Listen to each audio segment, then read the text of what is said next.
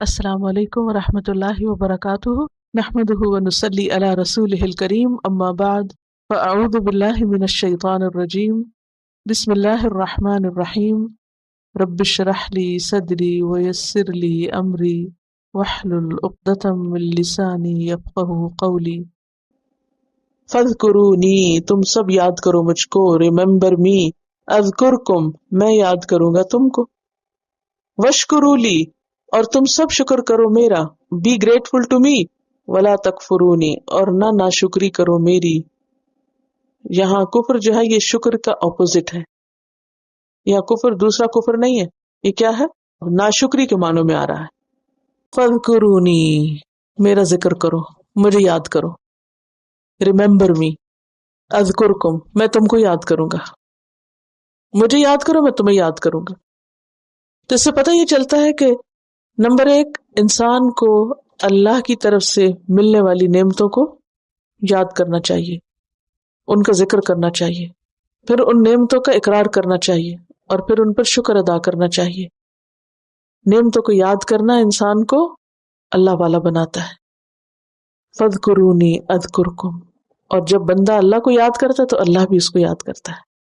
اللہ کو یاد کرنے کے طریقے کیا ہوتے ہیں؟ سب سے بہترین طریقہ کیا ہے؟ نماز۔ وَلَذِكْرُ اللَّهِ اکبر، نماز اللہ کے ذکر کا سب سے بڑا طریقہ ہے۔ نماز جو ہے فرض بھی، نفل بھی، صلاۃ تسبیح وغیرہ بھی، نماز کے علاوہ ویسے بھی تسبیح، اللہ اکبر، سبحان اللہ، الحمدللہ، زبان پاک ہوتی ہے۔ انسان سوائے اس کے کہ ٹوائلٹ میں ہو، ویسے ہر حال میں اللہ کو یاد کر سکتا، خواب واک کر رہے ہیں، بیٹھے ہیں۔ قرآن پاک میں الذین یذکرون اللہ قیاما وقعودا وعلی جنوبہم، وہ اللہ کو یاد کرتے رہتے ہیں، کھڑے بھی، بیٹھے بھی، لیٹے بھی۔ چاہے آپ لیٹے ہوئے ہیں، رات سوتے ہوئے آنکھ کھل جاتی، اللہ کو یاد کیجیے، اٹھتے بیٹھتے چلتے، واش روم میں جانے سے پہلے اور نکل کر آپ یاد کر سکتے ہیں، وہاں اندر نہیں ذکر کریے، وہاں منع ہے۔ ادروائز آپ کہیں بھی ہو، بازار میں ہو، کچھ پکا رہے ہوں، کھا رہے ہوں، دل ہی دل میں زبان سے یاد کرتے رہیں۔ اور پھر یہ ہے کہ انسان زبان سے بھی یاد کرتا ہے، لیکن جو دل سے یاد کرنا ہے وہ بھی بہت اہم ہے۔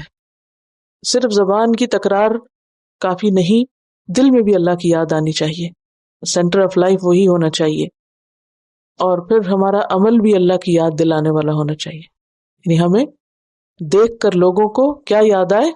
اللہ یاد آئے۔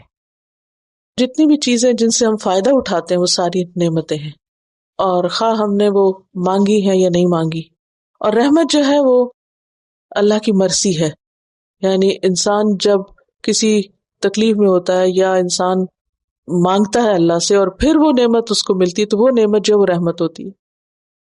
فاذکرونی اذکرکم، میرا ذکر کرو، مجھے یاد کرو، میں تم کو یاد کروں گا۔ تو جب انسان اللہ کو یاد کرتا ہے تو اس کا سب سے انسٹنٹ فائدہ کیا ہوتا ہے؟ کہ اللہ تعالیٰ بھی اس بندے کو یاد کرتا ہے۔ اگر انسان دل میں یاد کرتا ہے تو حدیث میں آتا ہے کہ اللہ اس کو دل میں یاد کرتا ہے، اور اگر کوئی کسی مجلس میں یاد کرتا ہے تو اللہ تعالیٰ اس سے بہتر مجلس میں اس کا ذکر کرتا ہے، اور وہ فرشتوں کی مجلس ہے۔ اور پھر یہ ہے کہ ایسے لوگوں کی کمپنی اور دوستی سے منع کیا گیا ہے، ان کی اطاعت سے منع کیا گیا ہے جو اللہ سے غافل ہوں، کیونکہ زیادہ اگر انسان ایسے لوگوں کے پاس بیٹھے جو اللہ سے غافل ہوں تو اس کا دل بھی کیسے ہو جاتا ہے؟ غافل ہو جاتا ہے۔ قرآن پاک میں آتا ہے وَلَا تُطِعْ مَنْ أَغْفَلْنَا قَلْبَهُ عَنْ ذِكْرِنَا، ایسے لوگوں کی پیروی نہ کرو، اطاعت نہ کرو جن کے دل کو ہم نے اپنی یاد سے غافل کر دیا ہے۔ وَاتَّبَعَ هَوَاهُ، اور وہ اپنی خواہشات کی پیروی کرتے ہیں۔ تو خواہشات کی پیروی کرنے والے اور اپنی منمانیاں کرنے والوں کے پیچھے مت چلو، اللہ کو یاد کرتے رہو۔ اور ہر وہ مجلس جس میں اللہ کو یاد نہ کیا جائے، قیامت کے دن انسان اس پر حسرت کرے گا اور وہ اس کے لیے خسارے کا باعث ہوگی۔ چاہے کوئی بھی مجلس ہو، کسی نہ کسی طرح اللہ کا ذکر ہونا چاہیے، اور اگر لوگ نہ سننے کو تیار ہو تو آپ خود کرتے رہیں۔ نبی صلی اللہ علیہ وسلم لوگوں کے بیچ میں بیٹھے بیٹھے کئی بار استغفار کر لیا کرتے تھے، صحابہ گنا کرتے تھے کہ کتنی بار ہو گئی۔ اور یہ جو الحمدللہ اور ماشاءاللہ اور انشاءاللہ اور سبحان اللہ اور لا الہ الا اللہ کے چھوٹے چھوٹے الفاظ جو ہم بولتے رہتے ہیں، استغفر اللہ، یہ بھی کیا ہے؟ دراصل اللہ کی یاد ہے۔ اور ان کلمات کو کہتے ہوئے شرمانا نہیں چاہیے. لیکن افسوس یہ کہ ہم نے اب اس کے آلٹرنیٹ بہت سے تلاش کر رکھے ہیں. بلیس یو، تھینک یو، اور ایکسکیوز می، اور مائی گاش، معلوم نہیں وہ کون ہے، اور اس کو اپنا بنایا ہوا مائی. تو ایک مسلمان کی پہچان کیا ہے کہ وہ جہاں بھی ہوتا ہے اللہ کو یاد کرتا ہے اور اس میں شرماتا نہیں ہے، کیونکہ اللہ کا حکم ہے، یہاں واجب ہے. فاذکرونی، حکم دیا جا رہا ہے یاد کرو مجھ کو.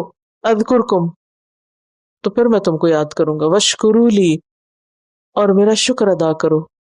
ولا تکفرونی، اور میری ناشکری نہ کرو. اور شکر کیا ہوتا ہے؟ کسی کا حق پہچاننا اور کسی کی نعمت کو مان جانا کہ اس نے دی، اس کا اعتراف کرنا. جب ہم اللہ کی نعمتوں کو یاد کرتے ہیں، پھر اس کا اعتراف کرتے ہیں، تو پھر ہمارے دل میں اللہ کی محبت پیدا ہوتی. جب محبت پیدا ہوتی تو پھر زبان جو ہے وہ اس کو یاد کرنے لگتی ہے. پھر انسان کا عمل جو ہے وہ اللہ کے حکم کے تابع ہونے لگتا ہے. تو ذکر اور شکر جو ہے یہ دونوں ایک دوسرے سے بندھے ہوئے ہیں. تو دل سے بھی شکر کرنا چاہیے، زبان سے بھی اور عمل سے بھی. اور اللہ بندے کو جب کوئی نعمت دیتا ہے تو اللہ تعالیٰ چاہتا ہے کہ بندے پر اس کا اثر نظر آئے. دابۃ شکور کون ہوتا ہے؟ آپ کو میں نے وضاحت میں بتایا تھا. دابۃ شکور وہ جانور ہوتا ہے، وہ گائے ہوتی ہے جو اپنی صحت کے اعتبار سے اس کا اظہار کرتی ہے کہ میرا مالک میرا بہت خیال رکھتا ہے. تو عمل سے شکر کیا ہے کہ انسان اپنی زبان اور اپنے رویے سے اللہ کی ناراضگی کا اظہار نہ کرے کہ مجھے کیا ملا، اور ہر وقت رونا رونا اور شکوے کرنا. شکوہ جو ہے شکر کو ختم کر دیتا ہے. شکوہ شکر کو ختم کر دیتا ہے.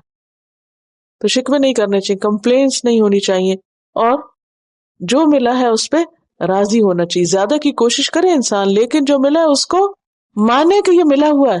یہ نہ کہے کہ ہمارے پاس کیا ہے، ہمیں تو کچھ ملا ہی نہیں، ہمیں تو قسمت پھوٹی. یہ جملے نہیں بولنے چاہیے. جو کچھ ملا ہے اس کو یاد رکھے. سبحانک اللہم و بحمدک نشہد ان لا الہ الا انت نستغفرک و نتوب الیک. السلام علیکم ورحمۃ اللہ وبرکاتہ.